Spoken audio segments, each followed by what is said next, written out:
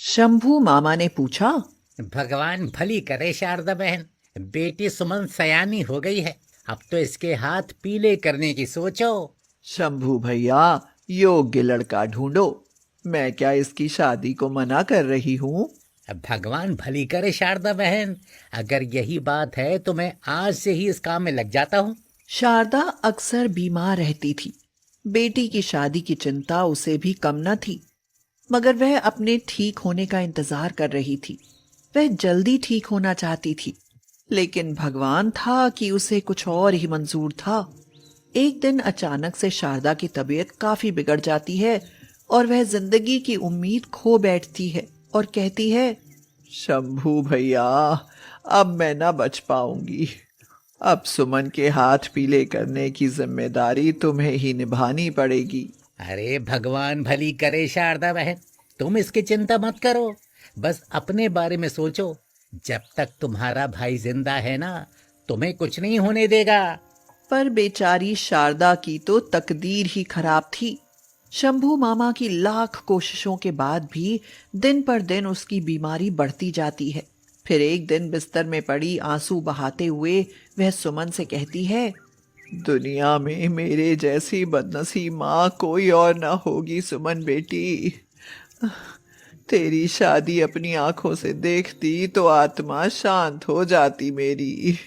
ऐसा मत कहो माँ, मेरी शादी तुम ही करोगी। मेरी शादी देखे बिना तो तुम मर ही नहीं सकती। यह कहते कहते सुमन रोने लगती है और तभी शारदा की सांसें पूरी हो जाती हैं। माँ को बेजान पड़े देख सुमन का तो मानो कलेजा ही फट पड़ता है और वह दुखी होकर कहती है, माँ, ए माँ, बस इतना ही साथ निभाना था क्या बेटी का? अब मैं तेरे बिना कैसे जीऊंगी? अरे भगवान भली करे बेटी, अब रोकर क्या होगा। माँ तो चली गई, पर ये मामा तो है ना।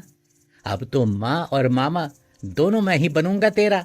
शारदा की मौत के कुछ ही दिन बाद शंभू मामा सुमन से कहते हैं, अरे भगवान भली करे सुमन बेटी, कल तुम्हें देखने लड़के वाले आ रहे हैं। आप ये क्या कह रहे हैं मामा? अभी तो माँ को गुजरे 2 महीने भी नहीं हुए और आप। भगवान भली करे, लड़के वालों को जबान दे चुका हूँ, अब और नहीं टाल सकता। अगले दिन लड़के वालों का आना तय हो जाता है तो शंभू मामा सुमन से कहते हैं, भगवान भली करे सुमन बेटी, मेहमानों के लिए खाना जरा लजीज बनाना। ऐसा खाना बनाना जिसे खाकर मेहमान उंगलियां चाटते रह जाएं। ठीक है मामा जी। सुमन शंभू मामा को यह कह तो देती है, मगर फिर अचानक गहरी चिंता में पड़ जाती है। साथ ही उसे अपनी माँ की याद हो आती है। शारदा रसोई में थी और सुमन से कह रही थी, सुमन बेटी, अब तो खाना बनाना सीख लो। कल को ससुराल जाओगी तो खाना बनाना पड़ेगा ना। ओ माँ, मैं क्या अभी ससुराल जा रही हूँ?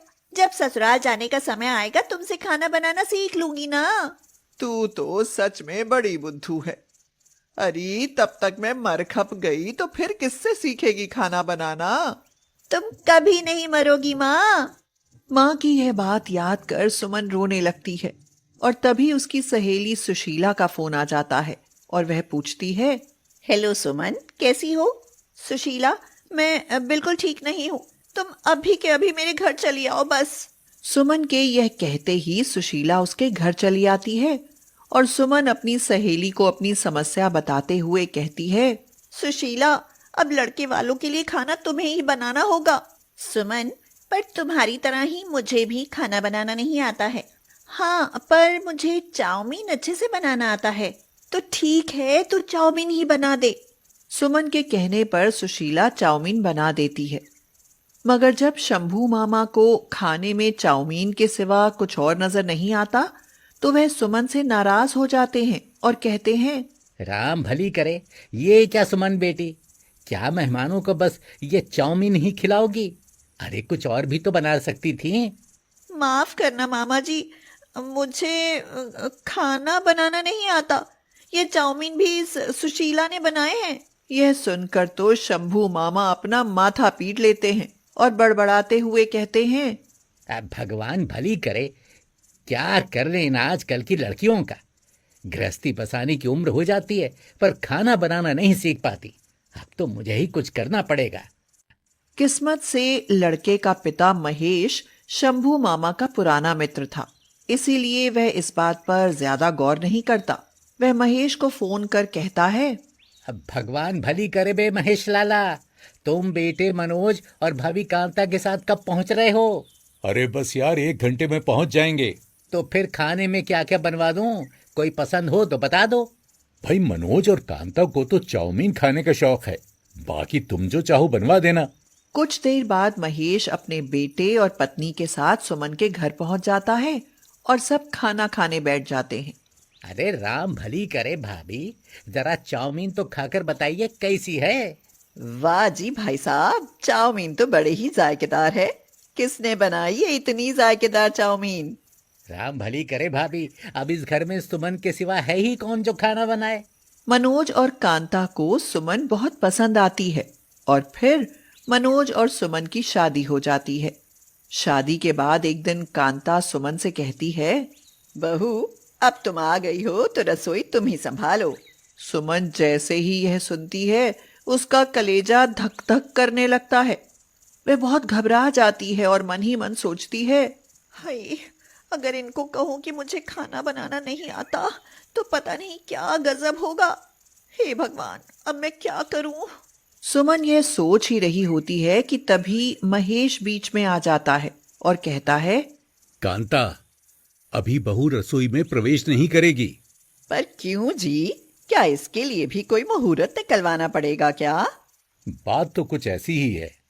अरे वो पंडित जी ने पत्रा देखकर कहा है कि अगर नई बहू 21 सोमवार व्रत रखे और फिर रसोई में प्रवेश करे और उसके बाद अपने हाथों से खाना बनाकर अपने सास ससुर को खिलाए तो उससे क्या होगा जी? उसके घर में धन संपत्ति आएगी और हम दोनों की आयु लंबी होगी। यह बात है तो अब बहू 21 सोमवार के बाद ही रसोई में प्रवेश करेगी। तब तक रसोई मैं संभाल लूंगी। यह सुनकर तो जैसे सुमन की जान में जान आ जाती है। वह भगवान का शुक्र मनाती है। पर इस बात को कांता तो मान जाती है क्योंकि वह धार्मिक विचारों वाली थी। लेकिन मनोज, जो आधुनिक जमाने की सोच रखता था, उसे यह बात बिल्कुल हजम नहीं हो पाती। वह एक दिन काम से घर आता है तो सुमन से कहता है, अरे सुमन, आज तो चाउमीन बना दो। आज तो मैं तुम्हारे हाथ के बने चाउमीन ही खाऊंगा। पर माँ जी ने तो अभी रसोई में जाने से मना किया है ना। हाँ बेटा, कहो तो मैं बना लाती हूँ चाउमीन। पर आज तो मैं इसके हाथ से बने चाउमीन ही खाऊंगा, बोल दिया बस। मनोज की ऐसी जिद देख कांता चुप हो जाती है और सुमन रसोई में जाकर चाउमीन बनाने लगती है। बेचारी जोड़ तोड़कर सब्जियां काटती है और जरूरत से ज्यादा चाउमीन उबाल देती है। इस तरह चाउमीन की जगह चाउमीन का हलवा तैयार हो जाता है, जिसे देख वह कांपने लगती है। अरे चाउमीन हुआ कि बीरबल की खिचड़ी, ले आओ ना। अभी लाई जी। सुमन चाउमीन लेकर आती है तो उसे चखते ही मनोज और कांता दोनों थू थू करने लगते हैं। उन्हें सुमन पर बहुत गुस्सा आता है। थू थू थू थू थू, ये क्या बना दिया? क्या चाउमीन ऐसे होते हैं? लगता है इसे खाना बनाना ही नहीं आता। अब मैं इसे अपने घर नहीं रख सकती। यह सुनकर सुमन रोने लगती है।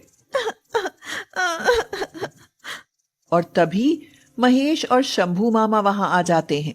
भगवान भली करे भाभी, मैंने महेश को पहले ही बता दिया था कि हमारी सुमन को खाना बनाना नहीं आता। तो क्या हुआ, खाना बनाना सीख तो सकती है ना।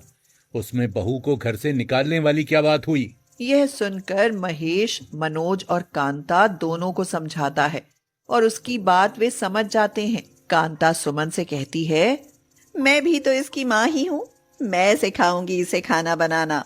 भगवान भली करे भाभी, बस ऐसे माँ बनी रहना, मेरी बच्ची का जीवन संवर जाएगा। फिर कुछ दिनों में सुमन खाना बनाना सीख जाती है और सुमन सबके लिए चाउमीन बनाती है, जिसे खाकर सभी सुमन की खूब तारीफ करते हैं।